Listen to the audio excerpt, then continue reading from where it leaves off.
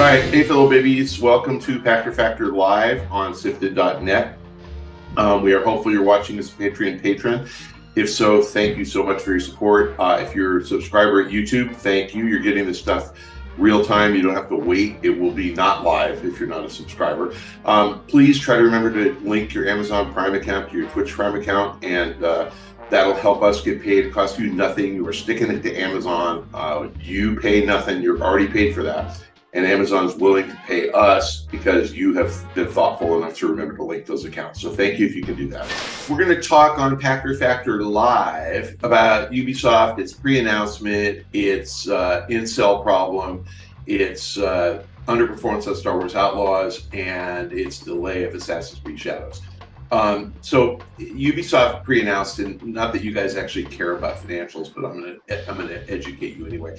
They earned 2.32 billion euros last year, and they said this year that it would be significantly higher. So to me, significantly is not 20, 30, it's 100 million. So we thought they were going to do 2.45 billion this year. They're now guiding to 1.95 billion, so down at least 400 million, a lot. They earned 401 million of operating profits last year, which is a lot. And they guided that they would be up this year, and they're now guiding to 0. So down 400 million in revenue, down 400 million in profit. That's pretty bad. I'm talking euros. Euros are a little more than $1.09 or something, but close enough. So what happened? Well, Star Wars Outlaws underperformed, and Ubisoft said we got a great review score of 76 on Metacritic. I had a call with the management team and a bunch of investors, and I said, well, what do you guys think is good? Like, do you aspire to 76? And they said, no, we really like an 8 handle. We like all our review scores to be 80 or above. We aspire to mid 80s, 84. We're really happy, 85 and above, we're ecstatic. And that's about right. If you go look at Ubisoft games, most of the Assassin's Creeds have gotten in the 80s. They did pretty well, and Division, I think, did. So they're pretty consistent. Skull and Bones is terrible, but most of their games are pretty good. And they said 76 is at the low end of what we would consider acceptable. I think that's fine. Like, if you go look, I think NBA 2K got a 75. So it's not like 76 is ridiculous. Licensed content tends to get lower review scores because reviewers have expectations for the content, because they know what it is. And, you play a Star Wars Outlaws game and there's no Han Solo or Luke Skywalker or Darth Vader or Darth Maul, then you're like, oh, I don't like it. But because you expect those guys. And if it's a new IP that you've never heard of, it's like, oh, I love this game. Like, if it's Wukong, Black Myth Wukong. So I'm okay with the 76. But what happened was they got review bombed. And by review bombed on Metacritic, which I would say most users don't go to Metacritic as their default. Metacritic is there because it's a review aggregator site. And in order to be included in the aggregation, you have to have reviewed a certain number of games. I think it's like 40, so a lot. And so it's a good aggregator, and the reason that anybody looks at it is because the console publishers tend to compensate their teams based on Metacritic review scores because they want the aggregate. They don't want to say Kotaku is going to determine your compensation or IGN. They want to say the average of all the reputable reviewers. So that's why they use it.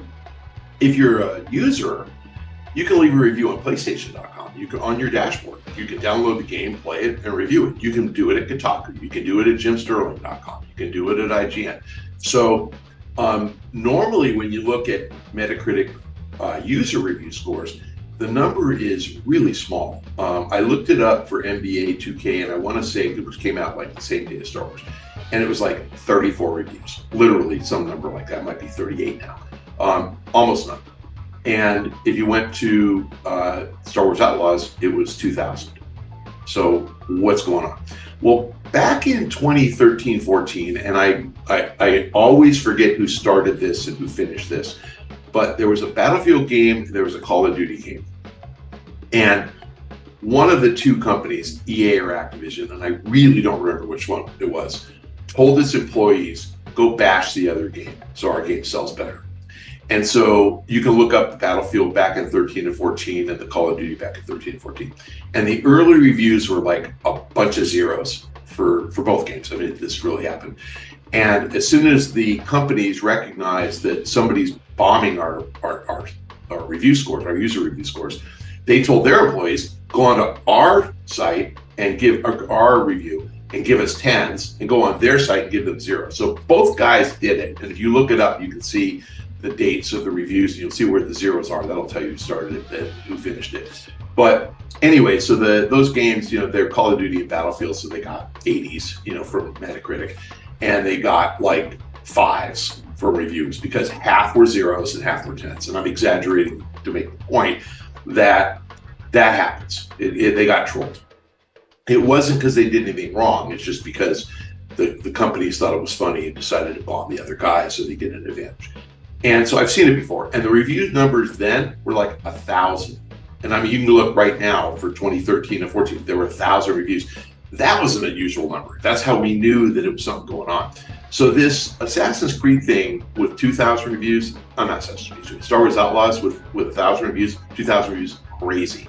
Now, why did that happen? Well, there's a couple of things going on at Ubisoft. One is that I think there's a Star Wars fan base that just didn't like the concept that we were focused on these minor characters. And Outlaws is essentially like Andor, and Ahsoka put together. I mean, it's like Andor, I remember Cassian Andor in Rogue One, I think he was in. But I remember him in a movie, but I was just like, who is this guy? And he's a bad guy, and he murders somebody in the second episode or first episode. The point is that people want to see, Darth Vader. They don't want to see Andor. So that's one reason. But the real reason, I think, and Ubisoft acknowledged this in their call, is that in coming up with the storyline for Assassin's Creed Shadows, they created 2 protagonists. And I'm sorry, I used to know the names and I forgot. But one is a black samurai who's got a Japanese name. But he's a black samurai. I'm making this up because I don't remember. But he's like 6'6" and 260 pounds. And if you watch the early trailer, the guy, like one swing heads fly. He's, and he can fight 6 guys at once. And he just looks at them and their heads fall off. And then the other character is this little petite Japanese woman who is like a ninja stealth, whatever. And the idea of the game is sometimes you need brute force, sometimes you need stealth, and let's put them together. And there was a big pushback, and the title of my note is In a Rare Incel Victory, Ubisoft pre-announced this.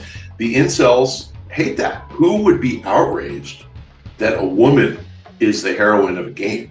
Like, I'm old enough to remember Lara Croft. Do you guys remember that? Tomb Raider? Like, I don't get this, right? And I guess Lara Croft was okay to the incels because A, they weren't born yet, and their parents aren't as big at dicks as they are. But second is Lara Croft at least had, tiny waist and giant boobs. I don't get it. I do not get this. But they hate that. They're like, no, the assassin should be a guy.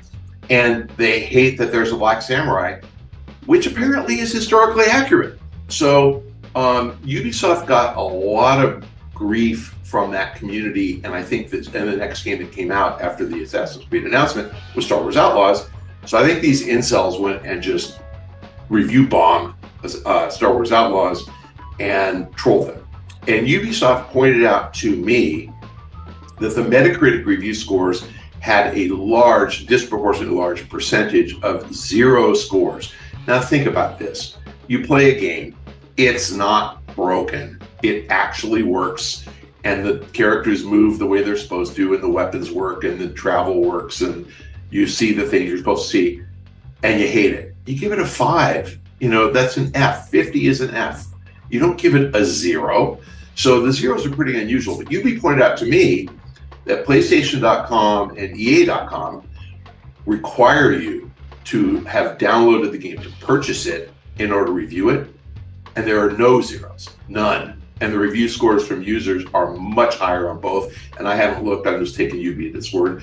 But that tells you that the people who gave it zeros didn't even buy the game. They were just bombing Ubisoft. So Ubi said, okay, well, it impacted our sales of Star Wars, which surprised me. I did not expect that to happen. And, probably partly by people who don't know anything about the whole, anti-woke movement that Ubisoft Ubisoft with a woman and a black guy, black samurai, are giving in to diversity, like whatever. I think Ubisoft did it because it makes story interesting. And then, as I said, there was historically a black samurai. And I think that's clever. And there were women, clearly. That happened too. So Ubi didn't come up with this because they're like, oh, we owe it to the black community to include them in an Assassin's Creed game. They did it because somebody who's on the team that wrote the story said, I read about a black samurai. How cool would that be? So again, Ubi's not giving into the incel community. Their pushback, and they put this in their press release, is, look, we have no agenda, no social agenda. We are making games for entertainment to make our gamers happy. And I think that's exactly the right approach. I hope that they weather this storm. I fear that, if Assassin's Creed sells fewer than the most number of units that any Assassin's Creed's ever sold, that they will go back to all white male protagonists, which I think is sad, because I don't care. I don't care what the protagonist looks like. I personally prefer games like Fallout, where you can design your character and you can make it a fat black man or a skinny white woman or Asian or whatever you want to do. I think that's fun. And lots of games like NBA, I think, has that built in that you can create, put yourself into the game if you care to. So I think that giving people the maximum flexibility is fine. I'm all for inclusion, and I just think society is inclusive. So just get over yourselves. But we'll see what happens to Ubisoft. My bias is this is going to be one of the best Assassin's Creeds ever. I think this game's going to get really good reviews. I don't think reviewers care. And I actually don't think most players care. So I expect that the game will come out, get an 83, 85, and then get review bombed again. But it got delayed to February. And Ubisoft did something I think is very clever. This is another issue that they had. They said that PC gamers were pissed at them because they were distributing their PC games through Ubisoft Uplay, Ubisoft.com, and they weren't distributing them through Steam. So they made the announcement that their PC version of Star Wars and of Assassin's Creed will launch on Steam the same day as it launches anywhere on PC. Now that's a big move because, and I mentioned this in the PlayStation PS5 Pro episode, Sony used to keep pre-orders exclusive to PlayStation. Most of the large publishers keep PC game releases exclusive to them because they want to keep all the money, and Steam charges 30%. This is a pretty big concession to Steam. Anyway, most guys don't want Steam to make their 30%, so it's really unusual for them. That's an accommodation to PC gamers who are complaining. So I think Ubisoft's being very user-friendly, and I think the company's going to be fine. If you're a Patreon patron or a YouTube subscriber, or you don't spend any money at all, but you're considerate enough to remember to link your Amazon Prime account to your Twitch Prime account, you got this real time. And if you did none of those things because you don't have any money and you're too lame to remember that you can stick it to Amazon, it costs you nothing. If you can't remember that, you have to wait a week. So you're getting this not live, you're getting it live plus 7 days. But if you do any of those things, thank you very much. We appreciate it. If not, we understand. And you can find out my pearls of wisdom a week late. We'll see you next time.